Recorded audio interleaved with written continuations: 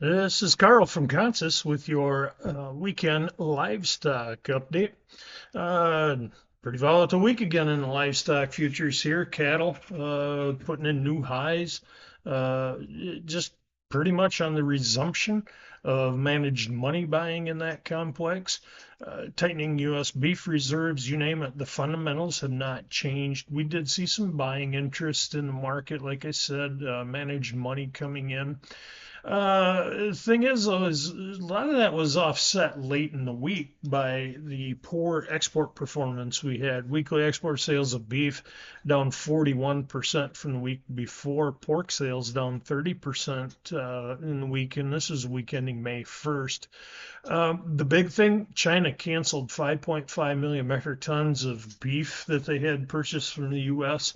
If you remember, a couple of weeks ago, we washed out of a rather large chunk of Chinese pork, but then they came back in and bought some. So, uh, we're kind of trying to see what this means for our beef demand going forward. The other thing with beef in China is Brazil is going to be headed there this weekend. President Lula and a beef lobby group out of Brazil going to meet with China officials on maybe resurrecting beef trade that's been strained between those two parties. Brazil is hoping to get some of this beef trade back after those cancellations and with the U.S. trade war that's taking place. So that's on the radar. Also, the Brazil Beef Lobby Group talking about going to Japan and meeting with officials there. So uh, quite a bit of Brazil interest in the market starting to pick up a little bit here. Cash trade on the week. Packers did a lot of buying for beef earlier in the week and then backed off as we went later on. Margins heavily negative for Packers right now, limiting a little bit what they want. With uncertain U.S. Consumer demand moving forward, also tempering the buying that we're seeing from the Packers and from the managed money crowd right now. There's some concerns over the U.S. economy. They are continuing, and as they are, livestock futures are reacting accordingly. One big push we did see this week, a change, a lot more demand for ground beef, the lower cuts. Retailers saying that they're starting to see ground beef demand pick up a little bit here. As far as the auctions went this week, most cattle negotiated sales came in about $2 higher than what they were last week. Feeder auctions again, feeder heifers, feeder steers coming in 5 to 10 higher than they were last week. A little bit more for the heavier weights. Calves up about $4 to $5 on the week at most auctions across the U.S. here. One thing we are seeing a bigger push for stocker cattle right now. The rains that we've seen out in the plains have greatly benefited pasture conditions. We're seeing a push for stocker cattle for grazing. Interesting. The push for those stockers has usually been around $500 to $600 or £500 to £600.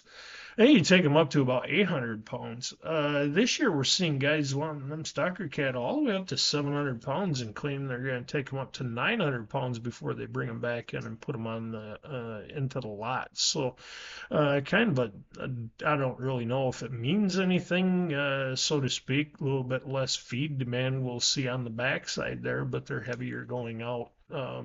We'll see what that shakes out. The big thing with beef production, and we have all of these stories adding up, is the U.S. red meat supply remains tighter than it was last year, and it's tighter than it's been in several years.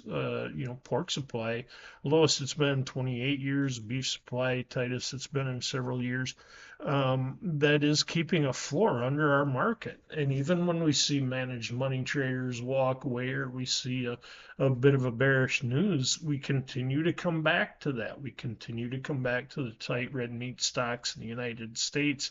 As we do that, we see futures supported, and that's kind of where we're at. Just it seems very elementary, but the path of least resistance in livestock right now is upward. And that's what we're seeing, especially on cattle futures.